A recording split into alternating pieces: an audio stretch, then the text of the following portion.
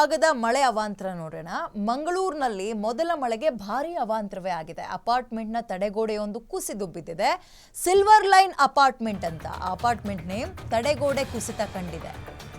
ಎಲ್ಲಿರೋದು ಇದು ಅಂದ್ರೆ ಮಂಗಳೂರಿನ ಕೋಡಿಯಾಲ್ ಗುತ್ತುವಿನಲ್ಲಿ ನಡೆದಿರೋ ಘಟನೆ.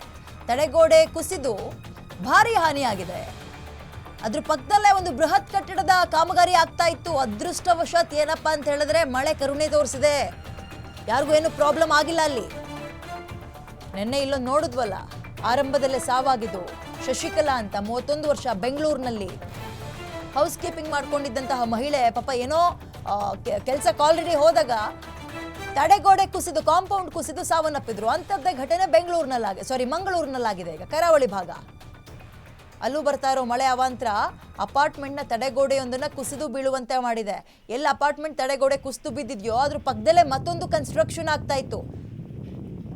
ಸದ್ಯ ಕೆಲಸ ಎಲ್ಲ ನಿಲ್ಸಿದ ಮೇಲೆ ತಡೆಗೋಡೆ ಬಿದ್ದಿದೆ. ಯಾರಾದ್ರೂ ಕೆಲಸ ಮಾಡ್ಬೇಕಾದ್ರೆ ಬಿದ್ದಿದ್ರೆ ಅಪಾರ ಪ್ರಮಾಣದ ಸಾವು ನೋವುಗಳಾಗ್ತಾ ಇತ್ತು.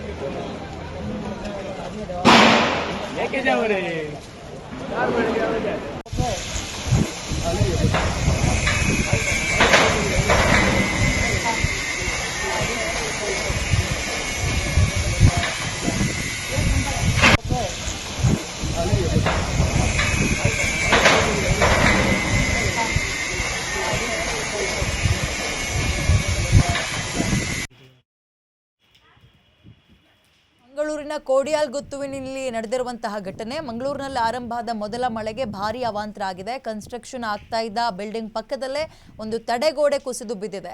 ಬಟ್ ಏನಪ್ಪ ಇಲ್ಲಿ ಅದೃಷ್ಟವಶಾತ್ ಅಂದರೆ ಇದು ಮೇಲ್ನೋಟಕ್ಕೆ ಕಾಣಿಸ್ತಾ ಇರೋದು, ಯಾರು ಅಂದರೆ ಕೆಲಸವನ್ನೆಲ್ಲರೂ ಕೂಡ ನಿಲ್ಸಿರ್ತಲ್ಲ, ಈ ರೆಸ್ಟ್ ಟೈಮ್ನಲ್ಲಿ ಏನೋ ಬಿದ್ದಿರೋಂಗೆ ಕಾಣಿಸ್ತಾ ಇದೆ. ಇಲ್ಲಾಂದ್ರೆ ಅಲ್ಲಿ ಜನ ಇದ್ದಿದ್ರೆ ದೊಡ್ಡ ಪ್ರಮಾಣದ ಹಾನಿ ಆಗ್ತಾ ಇತ್ತು. ಆಸ್ತಿ ಹಾನಿ ಅಲ್ಲ, ಜೀವ ಹಾನಿ ಆಗ್ತಾ ಇತ್ತು. ಅದೃಷ್ಟವಶಾತ್ ಅಂಥದ್ದು